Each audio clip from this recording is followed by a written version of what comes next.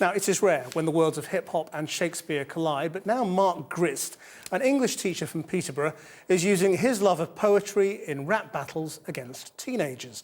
And he's not the only one mixing up his lyrics. Our culture editor, Matthew Kane, has been to meet the rappers who've been learning poetry.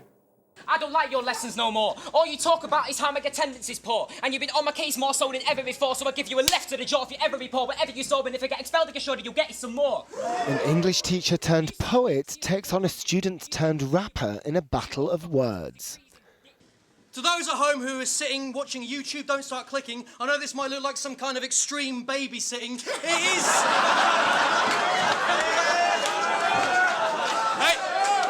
It's actually a rap battle. Two grown men lyrically bitching. Just one of us isn't legally old enough to drink inside the building. Since being posted online just 2 months ago, this clash of cultures has been viewed by nearly 2 million people. Of breastfeeding as a child. It's something I always wanted to do. I didn't think I could do it while still teaching full time. It's about showing respect for an art form and going in trying to learn about it. And that's what I've been doing. Now Mark Grist is returning to the school where he taught English to lead a workshop using rap to break down the students' resistance to poetry. He's accompanied by his partner, rapper Mixie.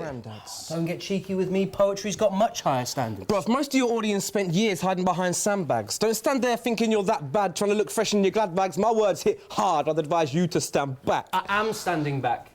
Since giving up teaching to become a performance poet, Mark Grist has visited several schools to carry out similar workshops. I honestly believe that we've done our teenagers a bit of a disservice with our restriction of artistic provision and our kind of attitude of saying that we're going to tell teenagers what are the right forms of art to get involved in, rather than communicating with them and working with them in relation to that. It's strong, it's subtle, majestic, and it is efficiently deep. At the end of the workshops, the students perform their own compositions. Don't go near the Shakespeare Cafe. That's what he told me the other day. You'll drown in pronouns, adjectives and punctuation, and your tongue ripped from your mouth by crazy pronunciation. You'll get confused by similes and metaphors alike, and your brain scrambled by quotes on a hike. The drama and tremors caused by the plot will make everybody enters moody and hot. Usually, if I try writing a poem, I'll end up doing it about just a random thing. But if you include rap in it, you actually seem to be able to get your emotions out a bit more quicker. What do you normally think about poetry? I usually don't like it very much at all, but I've sort of discovered it's easier than I thought it was today. What's perhaps most interesting about this fusion of rap and poetry is that it works against many commonly held prejudices about young people. And if we factor in their increased exposure to the written word via texting and social media, it could even suggest that they're becoming more rather than less adept at manipulating and adapting language. Jet skis one, dagger, dagger, that. Everybody in the crowd goes madder than mad. Rap battling began in America in the 1970s, and since then it's been an important underground part of the hip-hop movement.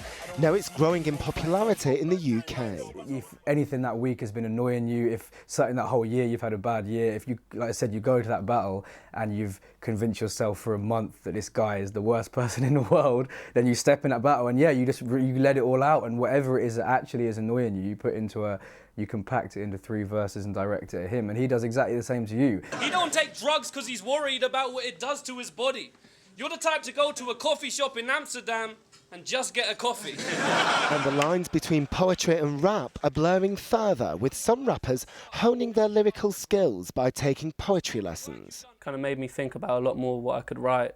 I think with rap it's a lot more like, because you listen to rap and a lot of people just rap about the same things and you get stuck in the same sort of subject matter. But it just, with poetry, I feel like it's open to a lot more. If we're going to kind of say that we're interested in one aspect of words, we have to be interested in the other just as much. Like it all exists. And certainly, it would be crazy to say that there's, that we should be ignoring Shakespeare. The guy's, in my mind, is the best writer we've ever produced. But it's about how we communicate with our teenagers. To many, your writing process lacks form and finesse. You're like an inexperienced lover. Just let the words get undressed. More and more schools are now aiming to harness the power of rap to foster a love of reading and writing. I'm not going to deny that after his last battle, his reputation grew, but if I'm being honest, I'm going to have to write has to improve upon this term's review. Thank you. Cheers.